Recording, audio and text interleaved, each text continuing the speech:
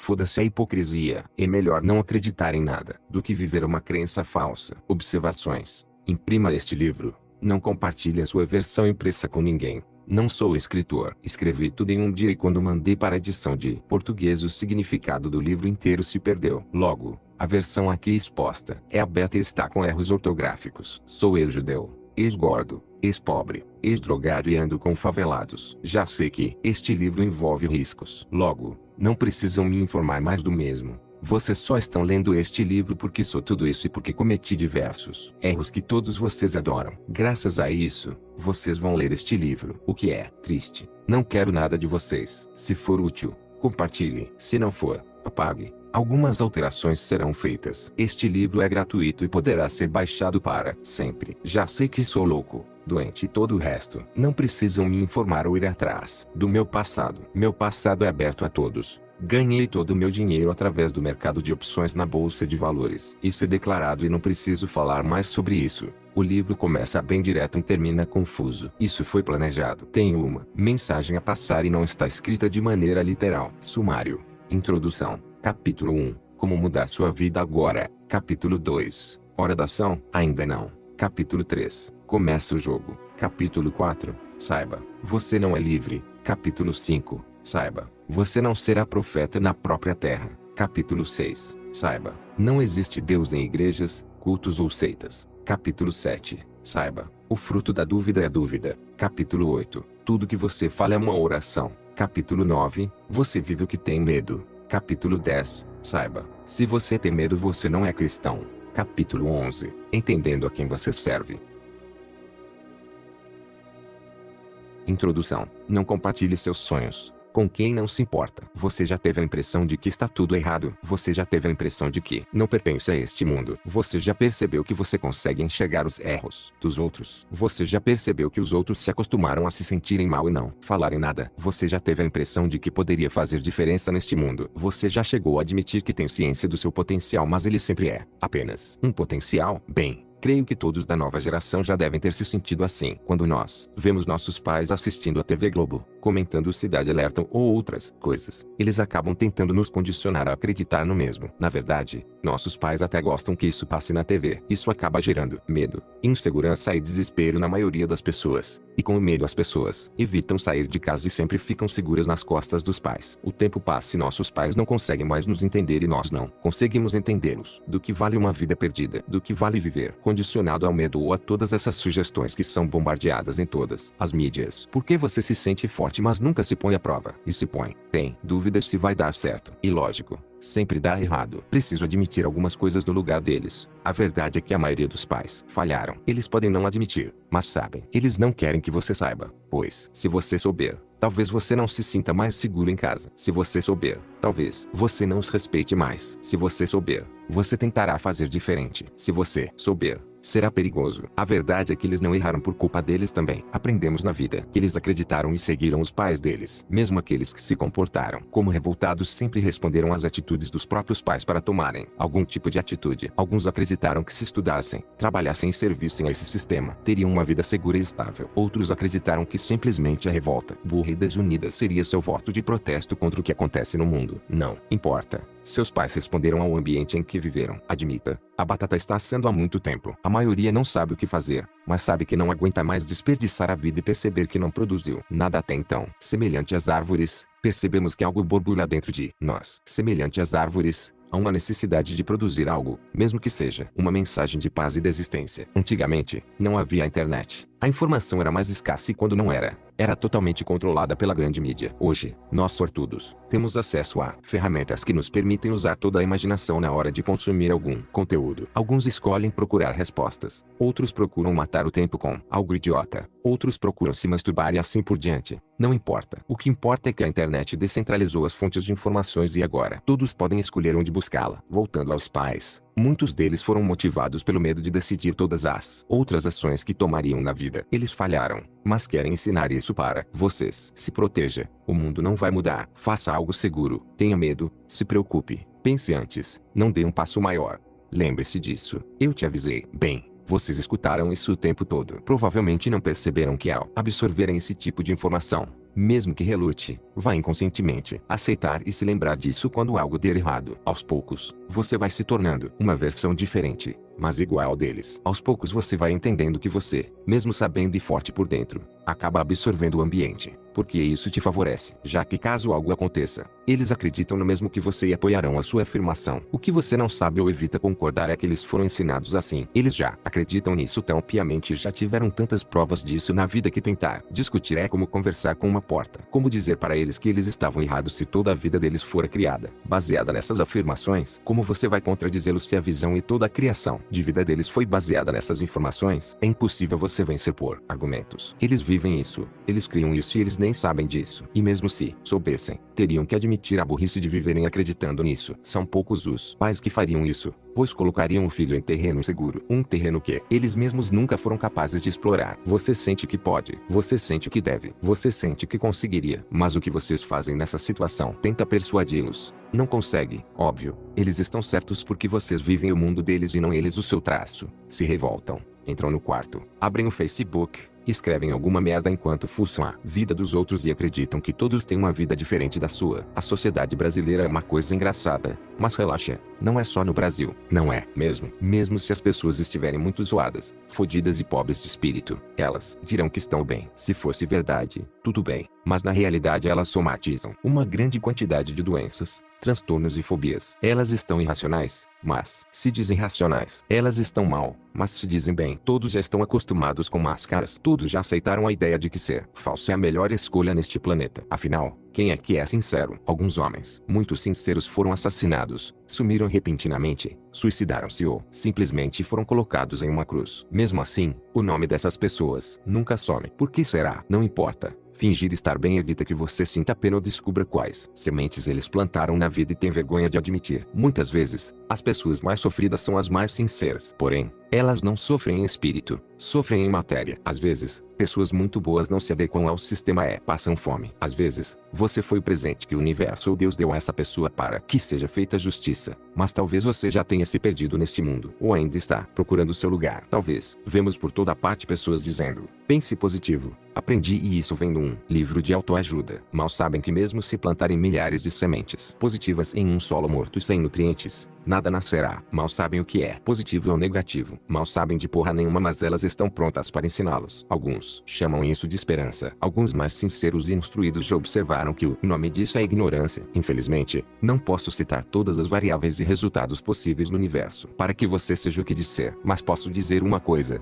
existe uma regra, existe uma lei, existe uma equação básica. Mesmo que não enxerguemos todas as variáveis, assim como não enxergamos o ar ou um sinal sem fio, existem N variáveis possíveis, mas sempre que combinadas, formam uma equação perfeita. E até agora, você foi responsivo a essa equação, a equação de responder ao ambiente e à vida dos seus antepassados. No momento, é isso que vos escrevo. Agora, quero ensinar a vocês a minha maneira de pensar. Todos querem saber e não aguento mais de agonia de soltar logo como eu raciocino a minha vida, a minha equação e a minha certeza de que tudo o que eu acredito pode estar mais certo do que o que você acredita. Este livro, creio eu, foi feito com base no livro mais antigo que eu já li. A importância de você acreditar nele ou não cabe a mim inferir. Quero que vocês entendam e aceitem que nada é por acaso e não é possível que você não tenha notado que após a morte dessa pessoa o mundo se dividiu entre antes dele e depois dele. Você aceitar ou não, isso não importa. Basta que você veja o calendário. Todos já aceitaram que o ano atual é 2016 após ele. Não quero discutir se a data está certa ou errada. O que importa é que é, e que isso não é por acaso. É pelo mesmo motivo que a sua vida atual é a sua vida atual. É por mérito e culpa dele.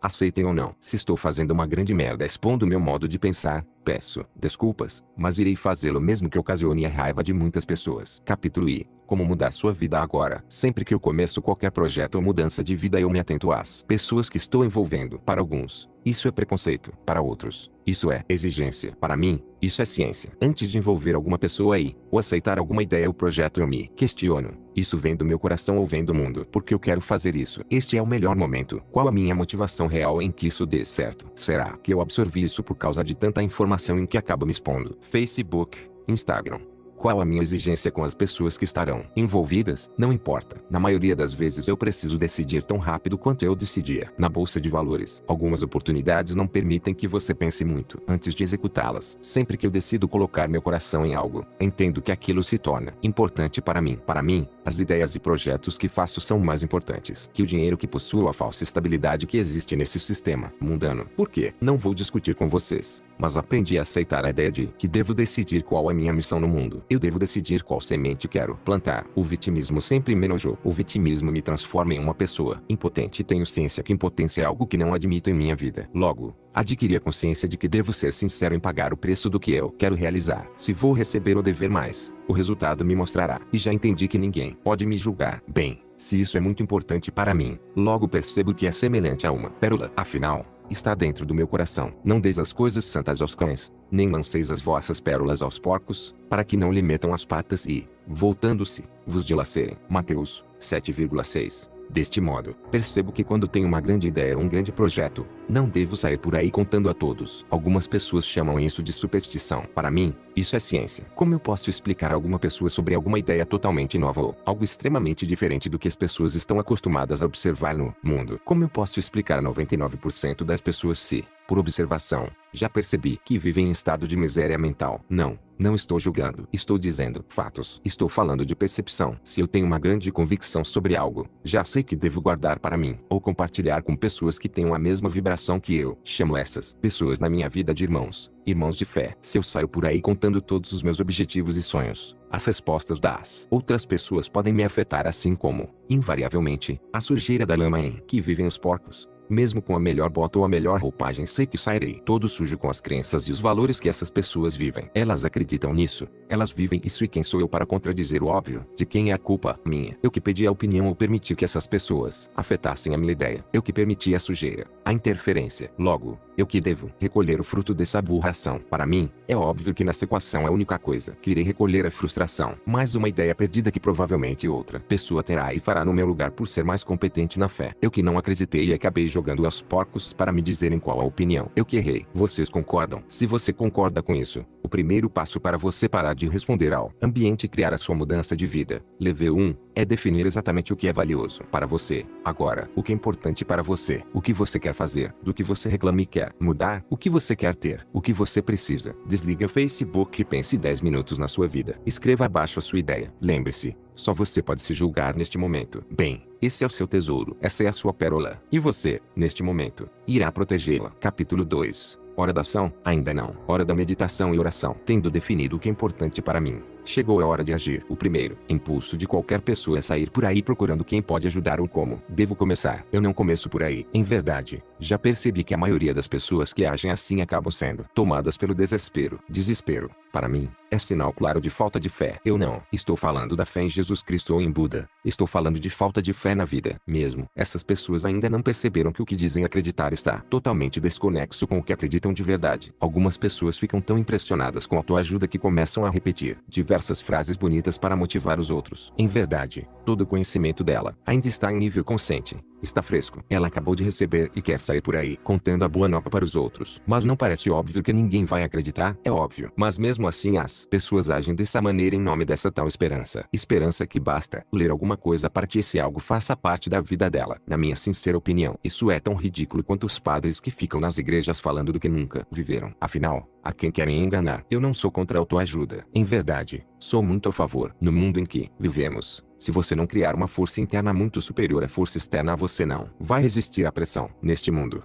se você não se ajudar, nunca poderá ajudar ninguém. E se você não está se ajudando, isso é um caso sério de sadomasoquismo mental. Continuando, se eu já decidi o que quero proteger e qual é a minha pérola, eu vou, primeiro, protegê-la. Não em um ato egoísta, mas em um ato inteligente de saber que devo compartilhar sobre essa existência somente com as pessoas que eu sinto que devo fazê-la. Agora, explicarei por que meditação e oração são o segundo passo do meu processo. Vocês podem não admitir, mas todas as casas, edifícios, castelos e barracos, antes de existirem, passaram pela cabeça de alguém. Primeiro, um engenheiro ou alguém capacitado pela vivência vai analisar o terreno. Esse processo, às vezes, não é feito do dia para a noite. Admita, nós vivemos em um mundo de densidade. verdade. Ou seja, mesmo que isso seja mentira, todos acreditam nisso. Logo, essa é nossa verdade atual. Algumas coisas levam algum tempo. Cabe ao seu sentido lhe dizer e guiar. Em todo caso, você já visualiza aquele empreendimento naquele lugar. Feito esse procedimento, chega a hora do arquiteto. Algumas pessoas assemelham Deus ao arquiteto. Nessa situação, sendo nós a imagem e semelhança do mesmo,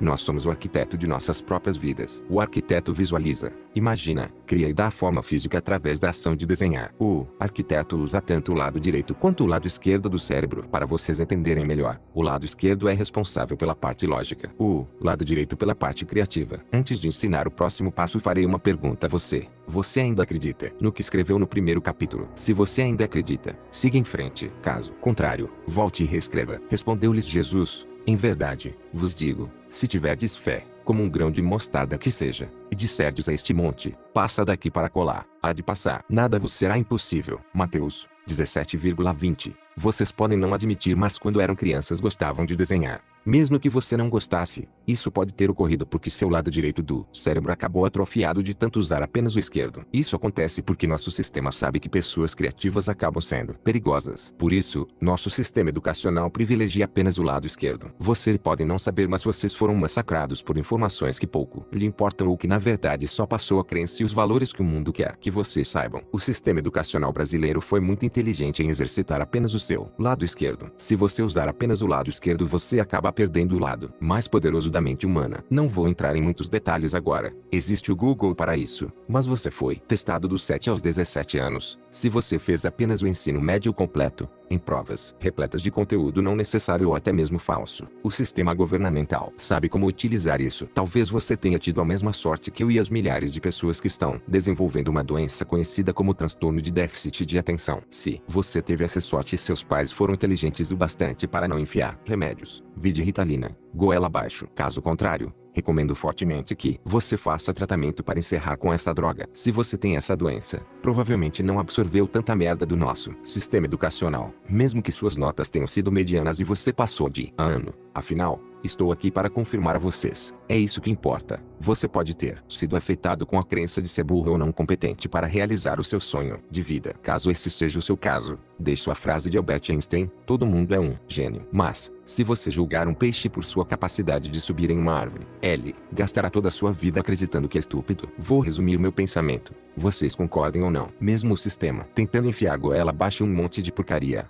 Graças a Deus eu dormia nas aulas e absorvi muito pouco da educação moderna. Tanto que para escrever este livro admito minha incompetência para escrever sem erros ou em outras línguas. Mas mesmo assim fiquei rico, né? Logo, não preciso me preocupar, pois aprendi a usar o sistema. Não me orgulho disso e por isso escrevo este livro. Meu desejo é capacitar vocês que se sentem burros e perdidos. Nos próximos capítulos falarei sobre isso, e posso pagar alguém que faça essas tarefas, sabendo que todos vocês podem ter tido o lado direito do cérebro atrofiado. O próximo exercício: desenhe tudo que você escreveu nas linhas do primeiro capítulo. Um exemplo: se você quer ser cantor, desenhe-se no palco. Se quer palestrar, desenhe-se palestrando. Se quer ser pintor, artista ou seja lá o que for, desenhe da maneira que quiser, com os símbolos que quiser, aquilo que você deseja ser. Exercite-se como uma criança que voltou a acreditar que é possível decidir quem você quer ser e produzir. Naquela hora, chegaram-se Jesus e os discípulos com esta pergunta: quem é o maior no reino dos céus? Ao que Jesus chamou uma criança, colocou-a no meio deles e disse: em verdade, vos digo, se não vos converterdes e não vos tornardes como as crianças, não entrareis no reino dos céus. Mas quem se tornar humilde como esta criança, este é o maior no reino dos céus. Mateus 18,1 a 4. Capítulo 3. Começa o jogo. Atração vem em mim. Checklist.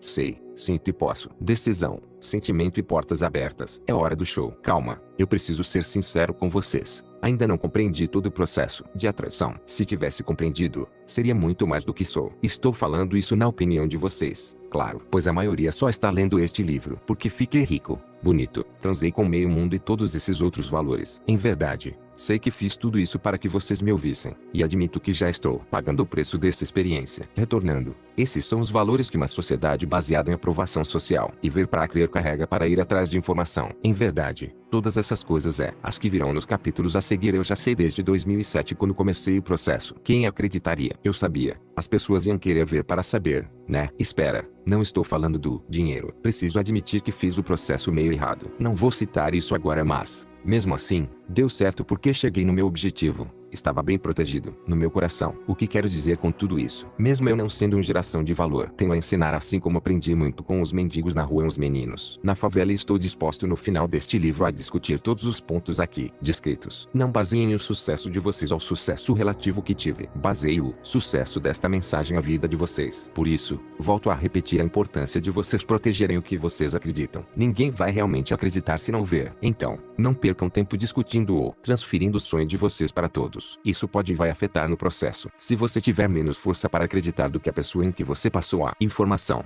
você vai falhar logo de cara. Eu errei algumas vezes no processo e direi algumas coisas para aliviá-los durante a mudança de vida. Como no início todos nós estamos com sentidos muito desalinhados, algumas vezes vamos errar e confiar nas pessoas erradas. Não se preocupe, porque isso não afetou efetivamente na equação quando você o percebeu. Talvez você precisasse errar dessa maneira para receber uma informação nova pela vivência. E graças, sempre é no momento certo. Na bolsa de valores, quando percebemos que estamos em uma operação que já não faz mais sentido, devemos encerrar a posição o mais rápido possível porque o prejuízo só será maior. Traduzindo, no início do processo, pode ser que seus sentidos estejam errados. Não se desespere, mas, se você perceber isso, encerre a conexão e saia andando. A falha ainda está em você e vou prosseguir nos próximos capítulos. Vou falar para vocês coisas que acredito serem de extrema importância saber antes de agir. São coisas que vão melhorar os seus sentidos. Neste processo, o seu sentimento será a bússola. Você para de usar apenas o lado esquerdo do cérebro e permite-se guiar por uma força maior cuja qual seus pais,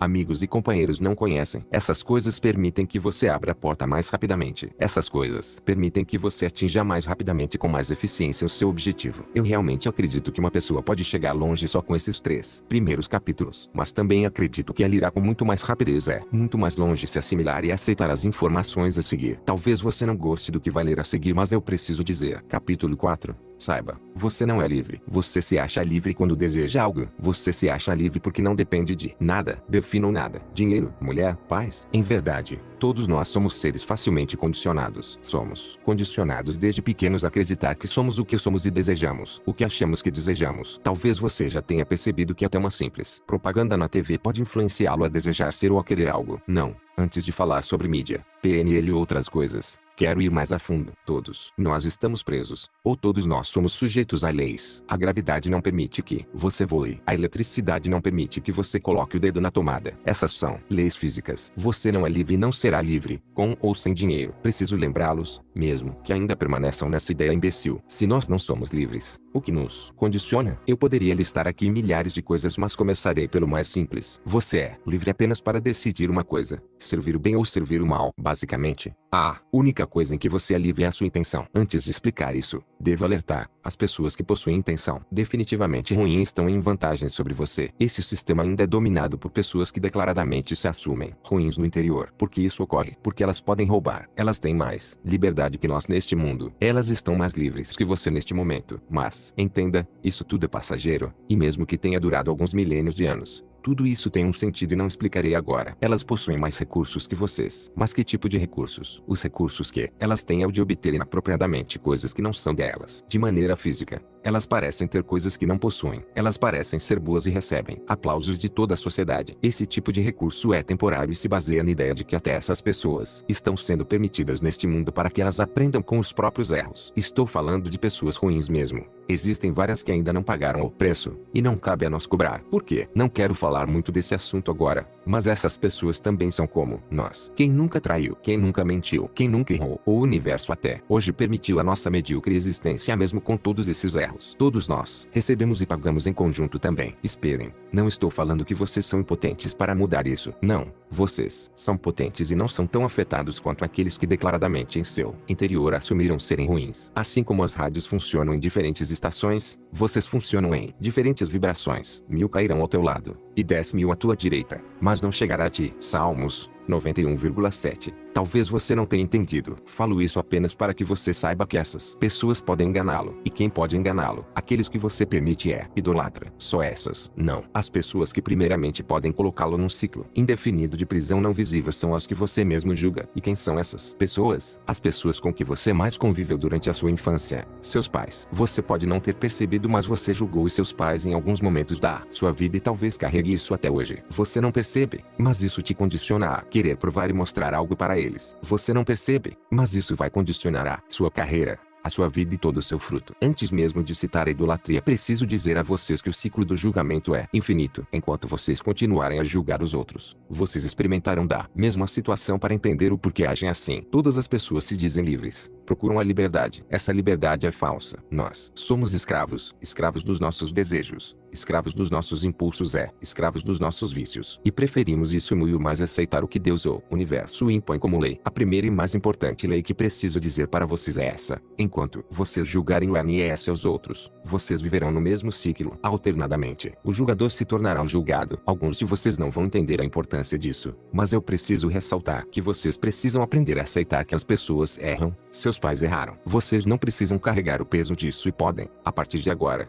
modificar isso. Não julgueis e não sereis julgados, pois, como julgardes, assim sereis julgados. E com a medida com que medirdes ser-vos-eis medidos. Porque vês o argueiro no olho de teu irmão, ao passo que não enxergas a trave em teu próprio olho. Ou como dizes a teu irmão: deixa-me tirar-te do olho argueiro, quando tens uma trave em teu próprio olho. Hipócrita, tira primeiro a trave do teu olho, depois verás nitidamente como tirar o argueiro do olho do teu irmão. Mateus 7,15. Entendam, talvez você não tenha sido criado por seus pais, mas as pessoas que você julgou acabam te colocando em um ciclo. É uma prisão julgar os outros e nós mesmos acabamos pagando o preço. Para isso, o próximo exercício consiste em você escrever o nome das pessoas que você mais julgou e, se possível, mandar uma mensagem, mesmo que mental, de perdão e entendimento. Após esse exercício, que deve ser feito de todo o coração, confira se o objetivo inicial, descrito nos primeiro e segundo capítulos, permanecem. Às vezes, você acreditava que queria algo, mas você realmente não queria. E o simples fato de perdoar os seus agressores pode ter mudado todo o rumo da sua vida. Caso isso não tenha mudado,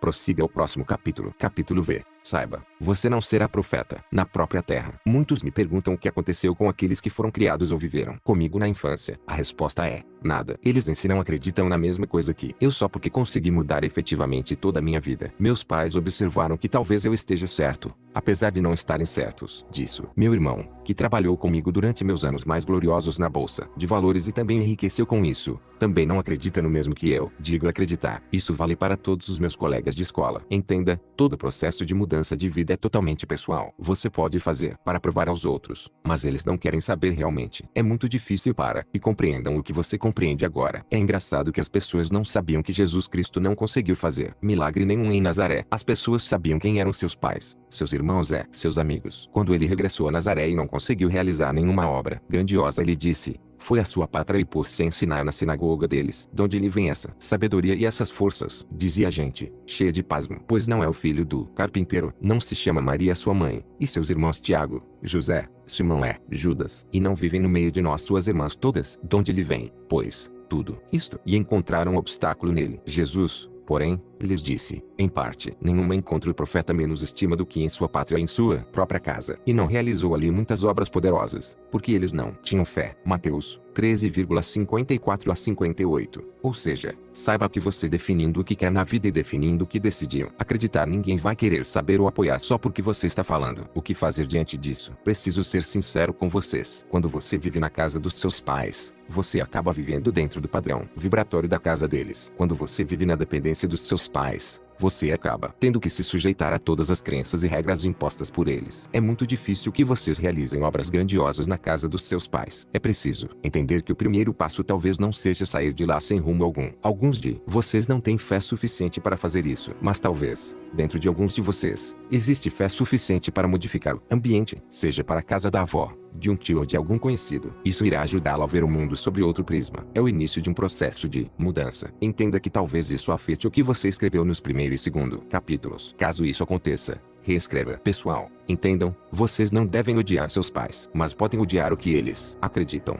E até devem. O que eles acreditam os levaram para onde estão hoje. Seu papel sempre será esse: honrar pai e mãe. Entenda dessa maneira. Você não poderá honrar pai e mãe se ficar no quarto, acessando o Facebook e escrevendo merda o dia todo. Você não poderá honrar pai e mãe se não conseguir provar para eles que você está certo. Mas, talvez, se você admitir sua força interna e corajosamente decidir mostrar a eles através da sua obra, ótimo. Isso é um objetivo pessoal. É bem aceitável. Não negarei a vocês Nesse sentido, creio que estou efetivamente modificando as crenças dos meus pais. Por mais que eles não aceitem tudo que eu acredite, as minhas obras já mostram para eles que talvez Deus ou o universo exista. Digo isso porque fui criado em um lar ateu, de origem judia, com muitas drogas e problemas envolvidos. Admito que eles não acreditem tanto quanto eu admito que talvez eles não acreditem o quanto eu desejaria que acreditassem. Mas eu os honrei muito mais fora do que dentro da casa deles. Devo admitir que no início foi difícil explicar a minha decisão, mas creio que hoje eles entendem e me glorificam por isso. Mal sabem, deviam glorificar a outro que foi quem me ensinou tudo isso. Mas vamos prosseguir sem religião. Vou explicar o porquê. O próximo exercício é facultativo apenas às pessoas que querem mudar de ambiente. Escreva onde você imagina que pode morar e desenhe no quadro abaixo. Capítulo V. Saiba, não existe Deus em igrejas, cultos ou seitas. Deus está morto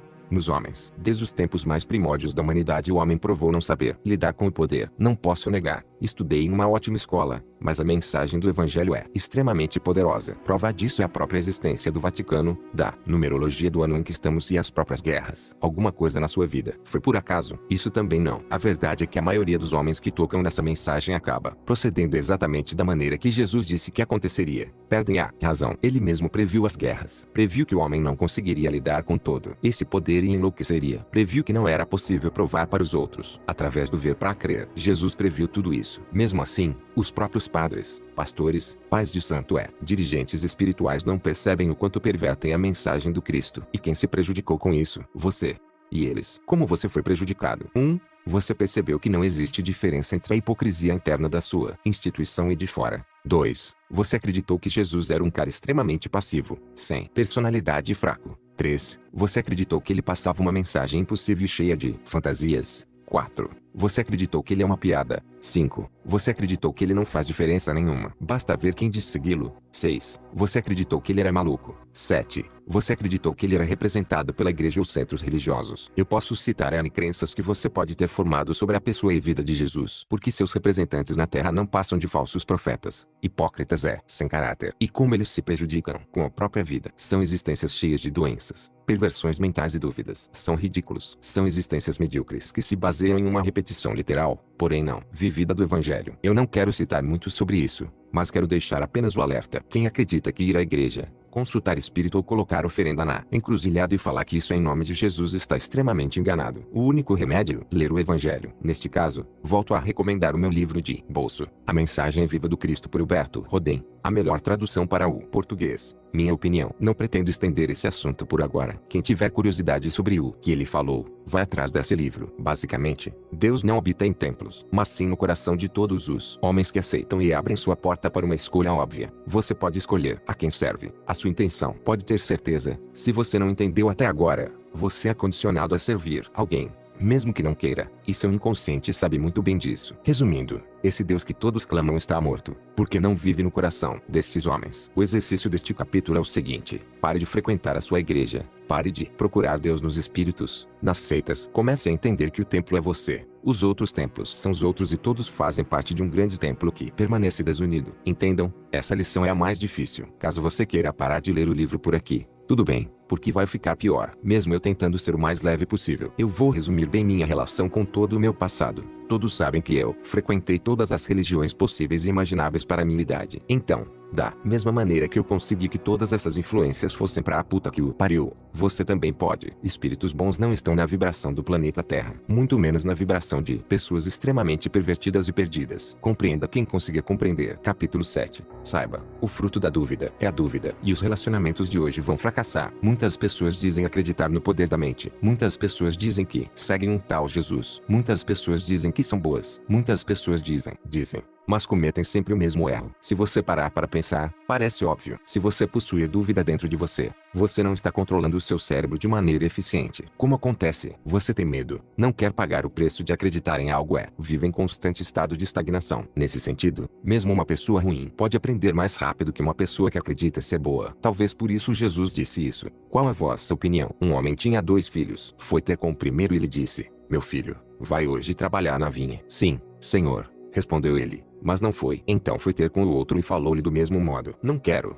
respondeu este, mas depois se arrependeu e foi. Qual dos 2 cumpriu a vontade do pai? O último, responderam eles. Disse-lhes Jesus: Em verdade, vos digo que publicanos e meretrizes entrarão no reino de Deus antes que vós. Veio João e apontou-vos o caminho da justiça. Vós, porém, não lhe destes fé, ao passo que publicanos e meretrizes creram nas suas palavras. Vós o vistes, mas nem por isso vos convertestes depois, nem lhe destes fé. Mateus 21,28 a 32. O pior erro que pode acontecer em sua jornada é a hipocrisia. O que isso significa? Seja bom ou seja mal, mas seja. O que acontece atualmente é que muitas pessoas se dizem boas, se dizem profetas da fé, se dizem cristãos. Dentro do coração destes só existe dúvida e seus frutos na vida são quase escassos. Eles vivem em estado de medo constante, como uma pessoa com tamanho poder e que diz eu acredito no poder da mente. Pode ter dúvida. Isso acontece porque as pessoas acreditam que basta saber para viver. Isso é um grande engano. Como eu disse, algumas pessoas tentam ler 1000 livros a fim de ter resultado, mas mal vivem uma frase do que é proposto. As pessoas vivem em um constante estado de hipocrisia entre os que dizem que sabem,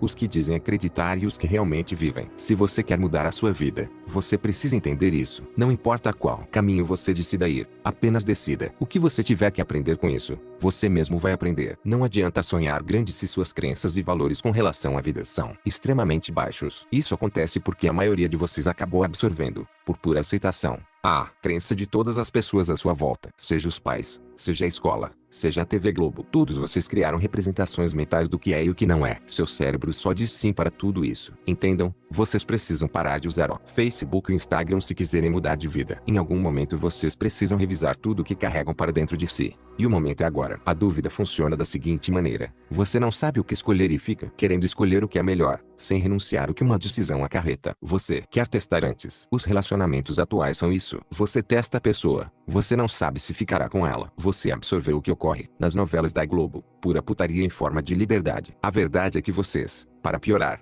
em maioria, foram traumatizados durante a infância pelo comportamento dos pais. Então funciona mais ou menos assim. Você decide testar se a pessoa funciona em nenhuma das duas partes existe decisão. Vocês esgotam todo tipo de tentativa, porque a dúvida gera mais dúvida e, logo, ambos criam a dúvida de um no outro. Talvez vocês não tenham entendido. Vocês projetam os seus medos através da dúvida sobre o outro. E quando não dá certo, os dois acabam se culpando pelo erro. Mal sabem que quem causou o erro no homem foi a mulher. E quem causou o erro na mulher foi o homem. É difícil compreender esse ciclo. Vou tentar exemplificar mais um pouco. Na época dos nossos pais, ou avós, eles não tiveram, na maioria dos casos, oportunidade de escolha sobre com quem ficariam. Mas eles aceitavam o que a família mandava. O que acontece então? Você acabava se casando na maioria das vezes com uma pessoa que não queria. Nesse caso, olhar para o lado sempre foi um pecado comum. Desde os tempos passados, quando uma pessoa casa com outra e não aceita ou tem dúvidas com relação a isso, ambas caem. Por não haver união declaradamente mental e espiritual, o elo dos dois acaba destruindo toda a relação. Isso ocorre desde os tempos mais antigos e nós somos a geração da revolta. Nossos pais ficam nos aconselhando a testar a pessoa antes de casar. Mas na verdade, isso pouco importa. O simples fato de haver dúvida entre os dois já matará qualquer tipo de possibilidade de união feliz. Nesse sentido, Jesus foi bem claro em como se separar também não muda nada. As pessoas se separam mas vivem o mesmo ciclo com as outras pessoas, sempre pautado na dúvida se a pessoa não vai cometer aquilo que elas mesmas carregam de medo. E o que acontece? O seu medo acaba, como em uma corrente única, fazendo que você aja de maneira inconsciente para que a pessoa cometa exatamente aquilo que você temia. Creio que não conseguirei explicar isso em um livro, mas deixo esse recado e essas duas parábolas com relação ao relacionamento entre homem e mulher. Então se aproximaram dele uns fariseus a fim de o porem à prova, perguntando: é permitido ao homem repudiar sua mulher por qualquer motivo? Respondeu-lhes Jesus: não tendes lido que o Criador,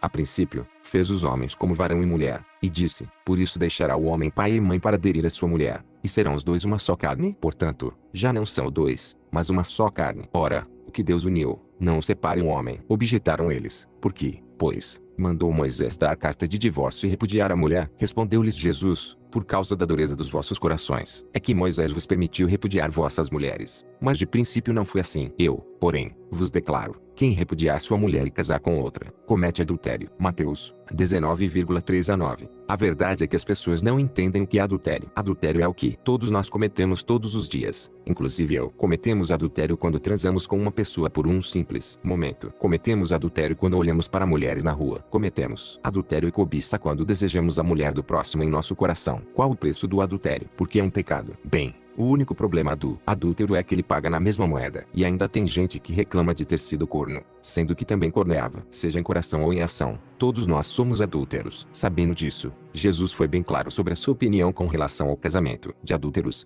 Disseram-lhe então os discípulos: se tal é a condição do homem e da mulher, é melhor não casar. Tornou-lhes Jesus: nem todos compreendem isso, senão somente aqueles a quem foi dado. Há quem deixe de casar porque por natureza é incapaz. Há quem deixe de casar porque os homens o puseram nesse estado, e há quem deixe de casar porque ele mesmo se incapacitou por amor ao reino dos céus. Quem pode compreendê-lo, compreendam. Mateus 19,10-12. Obviamente, se ambos somos adúlteros não podemos cobrar fidelidade. Obviamente, se ambos somos adúlteros, o que mudará se nos separarmos? A esperança volta novamente em forma de ignorância. As pessoas justificam os seus atos na esperança de que algo seja diferente se fazem o mesmo ou mudam o que julgam da situação. E depois dizem: eu acredito no poder da mente. Burros. Uma geração baseada no ciclo natural e condicionado de um planeta que não se perdoa e cuja qual cada geração tenta testar o que não deu certo na anterior, mudando apenas a forma externa e não interna de pensar. Esse é o poder da hereditariedade. Continuar tentando e julgando baseado em milhares de livros que falam, mas não dizem nada. As pessoas continuam tentando buscar a verdade em vários lugares, mas não conseguem enxergar o óbvio. Neste caso, recomendo novamente a leitura do meu livro de bolso, A Mensagem Viva do Cristo, por Huberto Ruden. E também este exercício. Escreva o nome das pessoas na qual você se relacionou. Escreva ao lado o erro que você cometeu e o que você temia que acontecesse na relação. Aconteceu? Parabéns. A culpa é sua, e dela. Perdoe se possível. Não sendo possível, guarde o perdão no seu coração. Capítulo 8. Tudo o que você fala é uma oração. O que você reza não. É muito comum você ver pessoas rezando frases feitas e coisas bem desconexas. Elas não riem. Elas querem ser levadas a sério. Quando terminam a oração voltam a ser o que realmente são. E essa é a verdadeira oração. Qualquer criança comum saberia perceber quando essa pessoa está mentindo ou falando a verdade. A verdade é que toda oração feita de coração é uma oração real. E a oração real é o que você fala quando não presta atenção. Isso que está no seu coração. É isso que você recebe de verdade. O resto, pura merda de pessoas que estão desesperadas e cegas. Mal conseguem perceber que estão tentando enganar a Deus. E essa é a pior escolha que alguém pode fazer. Como alguém pode tentar enganar a Deus? Universo. Bem, elas tentam e também querem ensiná-lo a fazê-lo. Não é difícil imaginar que sempre foi assim. Seus pais não são os culpados. Eles aprenderam com os pais deles, que aprenderam dos pais deles e assim por diante. É a geração do planeta Terra, um tentando enganar o outro, há milhares de anos. Para entender como esse problema se estende há vários anos, Jesus disse isso. Então chamou a seu povo e lhe disse: escutai e compreendei bem. O que entra pela boca não torna o homem impuro, mas o que sai da boca, isso é que torna o homem impuro. Mateus 15,10-11. Antigamente as pessoas acreditavam que o que fazia a pessoa impura era o que entrava por fora dela e não o que saia de dentro dela. E o que sai de dentro das pessoas senão as palavras que proferimos e as ações que realizamos. Bem, parece óbvio. As pessoas não podiam admitir isso porque, se admitissem, todos teriam que admitir o óbvio. Estamos todos impuros. Basta ver a nossa comunicação. Eu mesmo posso dizer que estou cheio de impureza. Eu sei que pagarei o preço disso. Em verdade, já sei que estou pagando. Eu aceito. E você deveria aceitar também se quer mudar a sua vida. Lutar contra isso é uma grande idiotice e só te divide dentro de si mesmo. Te deixa maluco, coisa que você já deve ter percebido que está. Quanto à oração, Jesus também disse isso. E quando orardes, não procedais como os hipócritas, que gostam de se exibir nas sinagogas e nas esquinas das ruas, orando a fim de serem vistos pela gente. Em verdade, vos digo que já receberam a sua recompensa. Tu, porém, quando orares, entra no teu aposento, feche a porta e ora ao teu pai às ocultas, e teu pai, que vê o que é oculto, te há de recompensar. Nem faleis muito quando orais, como fazem os que cuidam ser atendidos por causa do muito palavreado. Não os imiteis, porque vosso pai sabe o que haveis mister, antes mesmo de lhe pedirdes. Assim é que haveis de orar: Pai nosso que estás nos céus, santificado seja o teu nome, venha o teu reino, seja feita a tua vontade, assim na terra como no céu. O pão nosso de cada dia nos dá hoje. Perdoa-nos as nossas dívidas, assim como nós perdoamos aos nossos devedores. E não nos deixeis cair em tentação, mas livra-nos do mal, porque teu é o reino, e o poder, e a glória, para sempre. Amém. Porque, se perdoardes aos homens as faltas deles, também vosso Pai Celeste vos perdoará as vossas faltas. Se, porém, não perdoardes aos homens, tampouco vosso Pai vos perdoará as vossas faltas. Mateus 6,14-15. Essa oração ensinada por Jesus foi muito clara. Se nós não perdoarmos as faltas que os outros cometem conosco, nós também não seremos perdoados. Mas o que isso significa? Significa basicamente o ciclo do erro. Nós julgamos, nós nos tornamos, nós vivemos, nós não nos arrependemos e nós continuamos a cobrar cobrar o próximo. Talvez você não entenda de maneira espiritual o que essa mensagem diz. Porém, tentarei trazer luz à ciência para explicar esse fato. Se você ainda não percebeu, você deve a todos e todos o devem. Quanto mais você cobrar o próximo, mais o próximo irá cobrá-lo. E esse ciclo nunca terminará. Mas eu nunca fiz nada de errado. Bem, isso é o que uma mente programada na hipocrisia e na cegueira diria. Mas, para estes, recomendo que parem o livro por aqui, pois não servirá para nada. Basicamente, estou falando o seguinte: a única oração que Jesus ensinou se baseia em perdoar o próximo para ser perdoado. Basicamente, o que nós damos, nós mesmos recebemos. E o que nós estamos dando, apenas cobrança. E reclamamos de estarmos sendo cobrados. Como eu já disse nos capítulos anteriores, os que agem no mal estão na nossa frente em maior número. Este planeta está dominado por eles e nós estamos escondidos. Basicamente, o que está acontecendo é algo semelhante a isso. Muitos dos que são os primeiros serão os últimos, e muitos dos que são os últimos serão os primeiros. Mateus 19,30. Sim, o mal está ganhando no planeta. Isso não é julgamento. É fato. É óbvio. O que as pessoas não percebem é que isso ocorre porque o bem ainda não despertou de dentro das pessoas. Deus continua morto. Eu vou explicar melhor à luz da ciência. Vivemos em estado vibracional. Nós temos a capacidade de atrair e repudiar. Isso é natural como a planta cresce em bom terreno. Como nós, brasileiros, somos de maioria corrupta, mentirosa e malandra. Obviamente isso reflete em todo o nosso sistema. Nós, por inconsciência, mesmo que saibamos, atraímos e permitimos o sistema que hoje está aí. Um sistema ineficiente e corrupto. Mudar as pessoas vai mudar? Em verdade, é óbvio que não. Será que isso é só conosco? Vá para Portugal e veja se não pagam preço semelhante ao nosso. Isso é por acaso? Primeiro, as pessoas não mudaram a forma de pensar. E mesmo se mudassem, o governo sabe bem como dificultar tal processo. Basta que você continue com a educação do jeito que está e abra as portas para mais pessoas que aceitam um sistema corrupto. A melhor opção que Cuba. Bem, a inteligência do sistema é a mesma inteligência que a nossa. Eles são tão malandros quanto nós mesmos. Mudar as pessoas não vai mudar nada. Mudar o nosso pensamento e atitude sim. Isso vai mudar o Brasil. Caso apenas o governo mude, o processo será semelhante ao que acontece na separação. Você pode mudar a pessoa, mas será o mesmo tipo de sistema. Porque estamos recebendo exatamente o que precisamos. Como as pessoas podem acreditar em Deus, o universo, e não aceitarem a ideia de que tudo o que acontece é justo e bom para nós mesmos. Esse governo é a melhor coisa que poderia acontecer na nossa vida. Graças a esses imbecis é que podemos ver o quanto somos imbecis. Estamos tentando enganar a Deus. São tão malandros quanto a maioria neste país. E o que somos nós se não frutos desse sistema desunido e hipócrita chamado Brasil? Falando nisso, o Brasil é o país mais hipócrita do mundo. Eu acho incrível como 90% da população se diz cristã, mas a verdade é que a grande maioria nem sabe o que foi dito por Jesus ou cometem todos os erros que por ele foi revelado. Oxalá meu Pai.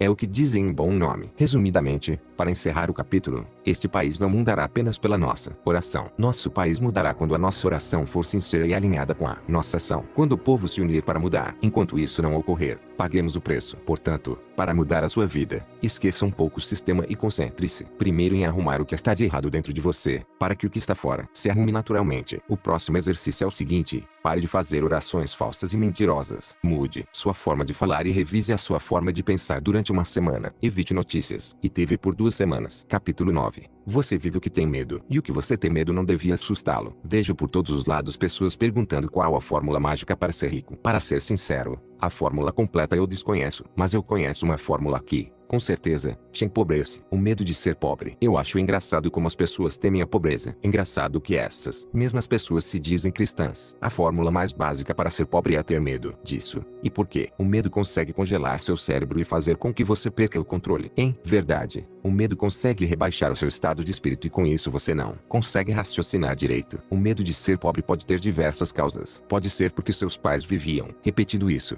Pode ser porque você realmente acredita em por acaso ou pode ser porque você está tão apegado a seus vícios que tem medo de não conseguir mantê-los. O mais engraçado é que as pessoas não percebem. Sempre que são tomadas pelo medo, elas perdem exatamente aquilo que temem perder. E a velocidade com que perdem é totalmente proporcional à quantidade de medo que existe dentro dela. Atração. E quanto mais medo, mais rápido fica. Vendo por esse lado é engraçado ver as pessoas comentando quanto tem medo de perder a namorada, perder o dinheiro ou perder qualquer outra coisa. Engraçado é que muitas pessoas perceberam isso mas não sabem o que fazer. O que a maioria das pessoas fazem nesse caso é recorrer a vídeos no YouTube. Coisas como recuperar seu relacionamento, como manter sua namorada, como ganhar dinheiro, Como ser rico ou matar o tempo no Facebook. Cegos guiando outros cegos existem há mais de 2016 anos. Conforme o tempo passa, o medo toma controle total sobre a pessoa e o único recurso disponível acaba sendo o remédio. E procuram na medicina tradicional a forma de remediar. O psiquiatra, nesse caso, é o recomendado para lidar com o desespero irracional por algo que você não sabe explicar ou não quer aceitar. O melhor jeito é se dopar mesmo. A verdade é que a nossa medicina só consegue diminuir os efeitos. Não acredito em nenhuma cura efetiva da medicina. Acredito na cura mental e interior. Se você duvida disso, estudem o efeito placebo. Em todo caso, não sou uma pessoa muito boa para falar sobre doenças físicas. Mesmo tendo sido atropelado diversas vezes, sequer quebrei um osso. Sei que tenho milhares de erros e que de alguma forma posso ser cobrado por isso. Porém, ainda não tive nenhuma doença grave para que eu seja provado em fé. E mesmo se eu tiver, meu convênio é o SUS. Creio que um bom livro sobre esse assunto seja Você Pode Curar Sua Vida, de Louise Hay, onde ela retrata como se recuperou de um câncer. Bem, voltando ao assunto, você vive o seu medo, de alguma maneira, seja pela TV que está te bombardeando de desejos irracionais, usando uma PNL barata, mostrando como é positivo usar o shampoo da Gisele ou ter o carro do Neymar. Você está cada vez mais tomado por uma vontade insana de ser rico. E isso favorece os ricos, que já estão. Idolatrem os ricos. A verdade é que desde os tempos mais primórdios da humanidade o homem valoriza aquele que possui maior riqueza. De certa forma, os homens ricos sempre estão em evidência. De certa forma, você só está lendo este livro porque sou rico. Eu creio que uma pessoa rica de verdade passa pela pobreza. E a verdade é que, quando você não teme a pobreza, você entende o óbvio. É possível viver bem de qualquer jeito, mas por que ser rico? A verdade é que a grande maioria hipócrita das pessoas justifica a sua riqueza como forma de ajudar as outras. Sejamos sinceros. Quais dessas pessoas efetivamente ajudam as outras? Vamos parar para pensar como funciona. Você vende algo que deixa os outros malucos ou sedativos mentais. Álcool e cigarro, por exemplo. Ou talvez um hambúrguer cheio de toxinas. Você sabe que a maioria do mundo é porco. Então, logo, vai vender pra caralho. E mesmo se não forem porcos, estamos todos doentes nesse sistema. Aí você tem capital recém-liquidado de um banco e resolve investir no negócio. Obviamente, você recebe todo o fruto. Dinheiro traço. Exatamente o que você está procurando ao investir nisso. Porém, você deve ter cuidado. Porcos são burros, mas podem pensar um dia. Então, conforme o seu departamento de marketing diz, você deve mostrar para o povo que é uma boa pessoa. A ideia é a seguinte: criar um dia feliz ou fundação estudar. Quando você faz isso, você fala para os outros que é por uma boa causa, e todos o aplaudem. A nova geração borbulha para se apresentar na frente destes senhores do bem e da justiça social. Na verdade, o que está por trás de tudo isso é uma enorme máquina que engana os treinam para servi-los. O pensamento é o seguinte: sabemos que nós vendemos lixo para todos pela forma economicamente mais viável, seguindo a lei do dinheiro traço. Fazemos um dia em que recolhemos 0,27% do nosso faturamento anual bruto para doar para algum lugar. Relaxa, abate do imposto. Mas você não pode esquecer que para fazer isso, precisa estar bem anunciado em todos os meios de comunicação. Afinal, estamos fazendo isso para todos verem nossas boas obras. Os homens aplaudem e cada vez mais tentam seguir e idolatrar essas pessoas. Toda ganância e ignorância se reúne, semanalmente ou mensalmente, a fim de raciocinar como podem melhorar o mundo. Você perde a sua vida nisso. Uns perdem um ano, outros 10, alguns a vida toda. Quando você percebe que, na verdade, você deixou o arquiteto disso mais rico, que isso nada mais é que fruto da mente mais megalomaníaca e inteligente do recinto. Ele soube usar o sistema. Eu fodo, mas pago impostos, certo? Gero emprego, mas mato vocês e seus filhos. Você ignora isso e, talvez, a morte seja melhor que a vida para a maioria das pessoas hoje em dia. Na sociedade isso se chama sonho grande. E é justo que ele recebe o prêmio, visto que ele é mais consciente que vocês. A culpa é de vocês, que vivem com medo. Ele está recebendo o prêmio de usá-los da melhor maneira possível, e sem que vocês reclamem. É justo. Burros são vocês. Eu explicarei melhor. Em verdade, vocês são enganados o tempo todo para servir e aceitar esse sistema. O mundo todo é assim, não é? E se você não aceitar, pode passar fome. Não é? Vocês já criaram uma vida dependente disso. Vai correr o risco de sair. Risos. Quem tem coragem. E como vocês estão perdidos, porque sequer tiveram tempo para ler o evangelho, mas tiveram muito tempo em vida para ficar no Facebook, acabam procurando as diversas fórmulas vendidas por marketing digital de como enriquecer rapidamente, enganando os outros da maneira mais imbecil possível. A verdade é que todo homem inteligente sabe que para ganhar dinheiro é muito fácil hoje em dia. O mundo está em crise e, na verdade, toda crise é uma oportunidade. E a oportunidade de hoje é vender fantasias pela internet. Você já percebeu como os EUA sempre ganham com as crises mundiais e com as guerras? Deixo isso para outra hora. A nova geração está conseguindo ser mais burra que todas as outras que já passaram no planeta Terra. E talvez a crise que virá será a maior possível. Mas entendam, estou falando isso apenas para que vocês saibam. Quem seguir a mensagem do Evangelho tenho certeza, não será atingido. Afinal, essa não é a minha promessa, é a de Jesus. Em todo caso, preciso continuar este capítulo com mais umas informações. Sabe quem sempre sofreu todas as grandes crises há mais de 2016 anos? A classe média. A explicação é simples. O pobre já está fodido mesmo e vive sempre em um sistema independente. Provavelmente, os mais pobres nunca pagaram água e nem luz, e não aceitam isso inteligentemente, porque sabem que é abusivo. Isso é direito humano. Deus nunca esqueceu os pobres no Brasil. Vou ser mais polêmico. No Brasil é permitido vender álcool e cigarro, mas é proibido vender maconha. Não falarei muito sobre isso pois não quero receber processos em vão. Todos sabem que a maconha e as outras drogas estão nas mãos do tráfico. E o tráfico é o que protege a favela de pagar contas abusivas ou sofrer abusos da polícia da sociedade. Sim, o tráfico faz mal para a favela. A TV passa isso o tempo todo assim. Como Zé falam do terrorismo o tempo todo para conseguir implantar o seu novo sistema. Vamos falar do Brasil? É o tráfico que alimenta muitas das famílias que estão lá. Me pergunto, qual a diferença entre o Marcola, líder do PCC, e o Jorge Paulo Lemann, líder da Ambev? Se for parar para pensar, o Marcola já está pagando a pena dele. Já o Jorge Paulo Lemann está sendo ovacionado como grande homem na sociedade brasileira. Eu não quero estender esse assunto ao seu julgamento pessoal do que penso, mas, serei sincero, conheço muitas pessoas no tráfico que seguem o máximo possível do evangelho e se assumem erradas. Elas se arrependem todos os dias do que fazem. Creio que essas serão salvas. Minha opinião, não tomem como verdade. Já vi vários que aprenderam com a experiência e resolveram seguir outro caminho. Elas sempre souberam que estavam erradas, mas precisavam fazer aquilo. Não vou estender isso porque a maioria nunca entenderia. Deixe o Datena ficar falando que quer se matar aos poucos em troca de mais um Rolex e seus remédios psiquiátricos. Em todo caso, não falarei sobre isso. Mas para trabalhar na Ambev o que você tem que saber é o que é ensinado nas faculdades como ciência, como conhecimento. Para trabalhar em uma empresa, pouco importa o que você acredita. Na verdade, parece óbvio que a única coisa que importa é a sua ambição e a sua capacidade de lidar e aceitar isso. A verdade é que essas pessoas se dizem corretas, se dizem melhores, se orgulham do que são. Uau! Se elas souberem mentir ou modelar, melhor ainda, porque isso é essencial para vender algo que ninguém precisa. Precisamos criar a necessidade. Bem, a verdade é que não vejo muita diferença em quem feriu o mandamento não matarás e quem feriu não cobiçarás a mulher do próximo. Pela lei, os dois estão ferrados. A diferença está em você aprender com o erro. Algumas pessoas sabem que estão erradas e mudam. Outras passarão a vida toda achando que estão certas. Voltando à parábola do evangelho, pessoas que cometeram grandes erros acabaram se arrependendo, serão salvas. Pessoas que não percebem seus erros, ainda aprendem a viver com eles. Essas parecem que não têm muita salvação. Elas continuarão gritando o nome de Deus na igreja do pastor mais malandro que aparecer. A verdade é simples. Você é bombardeado de informações sobre os pobres e como eles são ruins. Aos ricos sobram os aplausos e talvez você seja um desses. Você quer saber o que o rico sabe, o que o pobre sabe? Bem, veja o que aconteceu com Jesus. Você vê todo dia no Datena as pessoas que sofrem por causa do tráfico. Mas você não vê todo dia na TV as pessoas que sofrem pelo sistema. Por quê? Porque o sistema é correto.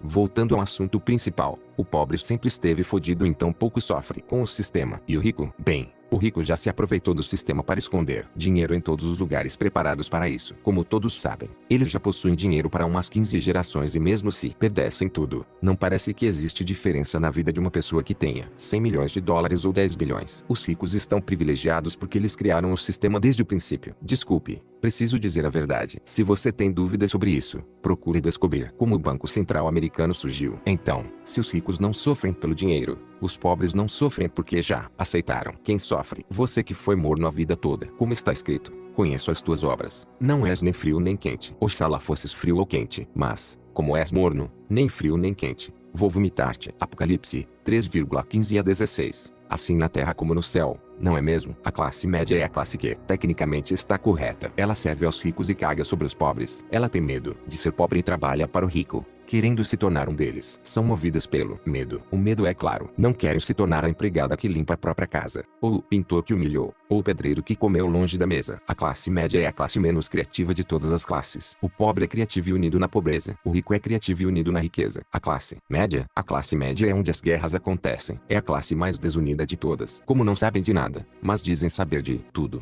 A classe média é famosa pela tão gostosa corrida de ratos. É interessante que, no Brasil, a classe média está em ascensão. É fácil fazer com que as pessoas fiquem nessa classe. O governo sabe muito bem que não consegue controlar o pobre, e que o impacto de mexer com os ricos são elevados para o sistema que parasitam nos órgãos públicos. Então cria-se um sistema artificial baseado na seguinte operação. Dê algum tipo de assistencialismo para o pobre ter medo de perder, elevando-o para a classe média. Dessa maneira, ele sempre vai ter medo de qualquer mudança no poder. Como as pessoas não se tocaram que são criadoras da própria realidade, o sistema se aproveita. E se as pessoas se tocarem, cria-se mais medo através da dependência, ou trazem pessoas traumatizadas pelo medo para o nosso sistema. Lembram-se de Cuba? Lá, tem vários que podem ser utilizados para aumentar a energia no país. Funciona mais ou menos assim. Eu lhe dou R$ 80 por filho. O quilogramas do arroz antes disso custava R$ 3. Agora custa 6. Eu não quero que você use seu poder criativo ou pense. Quero que você se torne dependente de mim. Lembre-se para sempre. Fui eu que criei este sistema. Não me tirem do poder, pois vocês não sabem o dia de amanhã. Então aquele que era pobre se torna classe média. Ele não percebeu, mas assinou sua sentença de morte espiritual. Agora, ele viverá em constante medo do sistema mudar e se acostumará a não produzir nada com a mente. Afinal, ontem eu era pobre. Agora o sistema está a me dar uma gota no deserto. Alegram-se nova classe média. Eles não entendem a troca burra que está acontecendo. Mas o rico não sente isso. O rico, ao perceber esse tipo de movimento no país, corre para a imobiliária, vende todos os seus imóveis, os aluga e vai viver em outro país. Afinal, é muito inteligente viver na Suíça, mas mais inteligente ainda é levar o capital do Brasil para lá. Quem se fode? A classe média. Eles vão ter um reajuste salarial baseado na taxa de juros do país, 15%, por exemplo, mas agora a inflação gerada é de 100%. Como as pessoas cada vez mais sofrem de problemas mentais, mesmo com a internet, as pessoas esquecem facilmente o preço das coisas. Você se lembra quanto era o quilogramas do patinho, carne, em 2014? Com certeza não. Para que ninguém perceba, mude o sistema de cálculo da inflação. A classe média sabe, mas o que ela vai fazer? A resposta é simples. Nada. Como a classe média é desunida, ela vive em constante neurose. Se eu faltar no meu emprego e fizer greve, outra pessoa vai tomar o meu lugar, vai fazer o meu trabalho e roubar o meu emprego. Se eu não fizer greve, eu diminuo tudo em casa e aguento o tranco. Eles ignoram os pobres, então não sabem que vivem pior que eles. Assim como no mercado financeiro, essa piroca só aumenta com o passar do tempo. Preciso resumir este capítulo. Tenho outros assuntos a falar. Eu preciso que você entenda o seguinte: a classe média é a pior das classes. É a classe que vive reclamando, mas não faz nada. É a classe mais desunida de todas e a mais disposta a trair. Preciso admitir uma terrível realidade. A classe média é a classe que concentra o maior medo de todas as classes. Mas, antes que você saia por aí matando toda a classe média, entenda, não é culpa de ninguém, porque a culpa é de todos. E o sistema sabe. Mas você votou nele, e você sabe disso. Lacra 13. Votem Tiririca e Lula lá. Vocês não ligaram no passado e agora estão reclamando. A mudança no cenário deste país só vai ocorrer quando a classe trabalhadora parar de vez e não apenas no final de semana e no carnaval. Enquanto isso não ocorre, não perca seu tempo tentando achar uma solução para mudar o sistema. Deixa isso com quem está disposto a correr o risco de pagar o preço. Eu estou disposto a partir do momento que estou falando tudo isso neste livro. Quero que vocês se libertem e mudem esse sistema. Caso eu me foda, foda-se. Já vivi tudo que eu precisava viver. Pessoas sensatas como Rachel Sheherazade, Olavo de Carvalho e outros sabem o risco de falar e tomar a frente para esse novo tipo de pensamento. Você que quer mudar a sua vida, não precisa pensar nisso agora. Apenas saiba que não existe nenhum motivo para temer a pobreza. O que vocês devem temer é a classe média, ou a rica. Serei mais específico, disse Jesus a seus discípulos. Em verdade, vos digo que um rico dificilmente entrará no reino dos céus. Repito que mais fácil é passar um camelo pelo fundo de uma agulha, do que entrar um rico no reino de Deus. Quando os discípulos ouviram isso, observaram, aterrados. Quem pode então salvar-se? Jesus encarou-os e disse: para os homens isso é impossível, mas a Deus tudo é possível. Marcos 19,23 a 27. Basicamente, Jesus mesmo disse: os ricos estão mais fodidos que os pobres. Os ricos talvez achem que estão certos até o final da vida. Os pobres, bem, os pobres sempre foram tratados como o erro do sistema. A classe média será a classe mais sofrida, porque é a mais apegada ao dinheiro. O que a classe média não sabe é que quanto mais eles temerem e se apegarem ao dinheiro, mais eles vão se foder. E eles vão passar a vida toda atrás disso em troca do possível INSS. O dólar R$ 4 favorece o rico dolarizado. Para o pobre, não muda quase nada. Mas para a classe média, para terminar este capítulo e parar de confundi-los, passo a nova lição. Se vocês querem sair do ciclo, temam a riqueza. Tenham medo da riqueza e do poder que a riqueza pode trazer para vocês. Como todos sabem, o medo é a força mais poderosa no homem. Quando o homem teme a pobreza, ele empobrece mais. Para passar de nível, você terá que entender que o risco de ser rico é muito alto. Você pode perder sua alma. vender a sua vida e ser possuído pelo que possui. Se você morrer pobre, nada de novo na sua vida. Provavelmente, você sempre foi. Capítulo X. Saiba, se você tem medo, você não é cristão, e você sabe disso. É engraçado, você sabe disso. Se você não sabe, começarei com uma passagem que exemplifica a ideia que quero passar. Por isso vos digo, não vos dê cuidados à vida, o que é vez de comer e o que a vez de beber, nem o vosso corpo, o que é vez de vestir. Não vale, porventura, mais a vida que o alimento, e o corpo mais que a vestimenta. Considerai as aves do céu, não semeiam, nem cefam, nem recolhem em celeiros. Vosso Pai Celeste é que lhes dá de comer. Não sois vós, acaso, muito mais do que elas? Quem de vós pode, com todos os seus cuidados, prolongar a sua vida por um palmo sequer? E por que andais inquietos com que haveis de vestir? Considerai os lírios do campo, como crescem, não trabalham, nem fiam, e, no entanto, vos digo que nem Salomão em toda a sua glória se vestiu jamais como um deles. Se, pois, Deus veste assim a erva do campo, que hoje existe e amanhã é lançada ao forno, quanto mais a vós, homens de pouca fé. Não andeis, pois, inquietos, nem digais, que havemos de comer, que havemos de beber, com que nos havemos de vestir. Os mundanos é que se preocupam com todas essas coisas. Vosso Pai Celeste sabe que de tudo isso haveis mister. Buscai, pois, em primeiro lugar o reino de Deus e sua justiça, e todas essas coisas vos serão dadas de acréscimo. Não andeis, portanto, solícitos pelo dia de amanhã, o dia de amanhã cuidará de si mesmo, basta cada dia a sua lida. Mateus 6,25 a 34. A maior prova que você nunca foi cristão é que você sempre se preocupou com o dia de amanhã. Vamos lá, parece difícil vivenciar essa lição. Vocês querem ser ricos. Por quê? Provavelmente já perceberam que o caminho natural da classe média e da pobreza é querer alcançar a riqueza. Riqueza para vocês representa a liberdade. Quanto engano que o homem é livre por causa do dinheiro. Vocês acreditam que são livres em escolher o que escolhem, mas não são. Vocês já estão condicionados escravizados pelo sistema. Era óbvio que vocês queriam o que querem. O sistema sabe disso. Você nem percebe. A verdade é que o dinheiro mais aprisiona o homem ao sistema do que liberta. O homem mais livre de todos não é o mais rico. Foi o mais pobre. A maior prova que vocês nunca foram cristãos, e nunca terão 0,1% do poder de Cristo, é que vocês vivem preocupados. Eu não preciso falar muito sobre isso, mas vocês vivem para os seus vícios. Vocês vivem para sustentar os seus mais insanos desejos de perversão. Aceitem isso. A maioria de vocês quer isso, seja quente ou seja frio, mas seja. Eu não posso negar que através da aceitação total de quem você quer ser é que você se torna. Chegou a hora de tirar a máscara. Pessoal, se você quer ser rico a todo custo, vá, seja. Peça isso, você será. Se você quer permanecer pobre e não produzir nada, vá, seja. Você já é. Agora, se você quer se manter alienado em um mundo de Facebook e Instagram, seja. E não enche o saco dos outros com seus gritos desesperados. Todos estamos fodidos perante a lei. Porém, mesmo se por um estalo de consciência, pessoas ricas perceberem e decidirem mudar o rumo de suas vidas, através do arrependimento ao perceberem a origem de suas doenças mentais físicas, elas poderão ser salvas. Eu estou falando mais ou menos o seguinte: para ser cristão, primeiro você precisa parar de se preocupar. Ou seja, a lição deste pequeno capítulo é a seguinte: passe 2 semanas sem reclamar da vida. Se você conseguir fazer isso, vai se desbloquear ao capítulo seguinte. Capítulo 11. Entendendo a quem você serve. Começarei este capítulo recapitulando algumas informações. Você agora não tem medo de estar pobre. Você não se preocupa mais porque já aceitou o fato que ser pobre é melhor que ser rico. Logo, agora o que você teme é a riqueza. Mesmo assim, você quer isso, não é mesmo? Agora, vocês estão afinados para verificar se o que vocês escreveram nos primeiro e segundo capítulos faz sentido. Se não fizer, apague e reescreva. Agora você está consistentemente desbloqueado. Você quer passar por essa experiência. Lembre-se, eu não posso julgá-los. Caso você tenha percebido que não há mal algum na pobreza, mas é muito mal na riqueza deste mundo,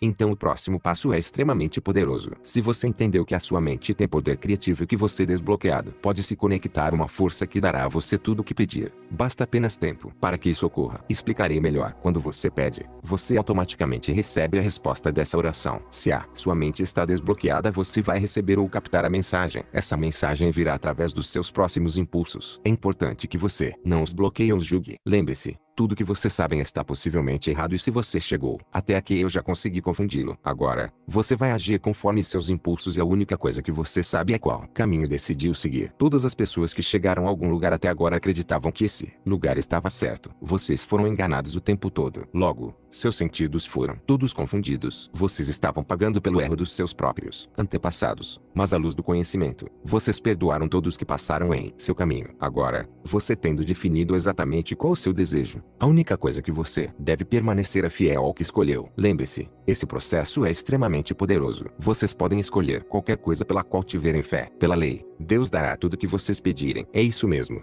Tudo. Não é ele. Bom é, justo. Pedi e dar-se-vos-á. Procurai e achareis. Batei e abrir-se-vos-á. Pois todo o que pede recebe. Quem procura acha. E a quem bate abrir-se-á. Haverá entre vós quem dê a seu filho uma pedra, quando lhe pede pão, ou quem lhe dê uma serpente, quando lhe pede peixe. Se, pois, vós, que sois maus, sabeis dar coisas boas a vossos filhos, quanto mais vosso Pai que está nos céus dará coisa boa àqueles que lhe pedirem. Tudo o que quereis que os homens vos façam, fazei-o também a eles, pois é nisso que consistem a lei e os profetas. Mateus 7,7-12. Porém, entendam, não é só Deus que pode dar as coisas que vocês pedem. Ambas as forças podem lhe dar o caminho. Eu não vou dizer ou julgar a força que você escolheu servir. Em todo caso, entendam, vocês estão recebendo. Tanto Deus quanto o diabo podem oferecer coisas. Agora, sejam justos consigo mesmos e analisem o seu sonho inicial do primeiro capítulo. Se você mesmo pudesse se julgar, diria que esse sonho é de Deus ou do diabo, do bem ou do mal. Entenda, não me leve a mal. Eu não estou aqui para julgá-lo, mas estou aqui apenas para informá-lo o que você já sabe. Você serve alguém /algo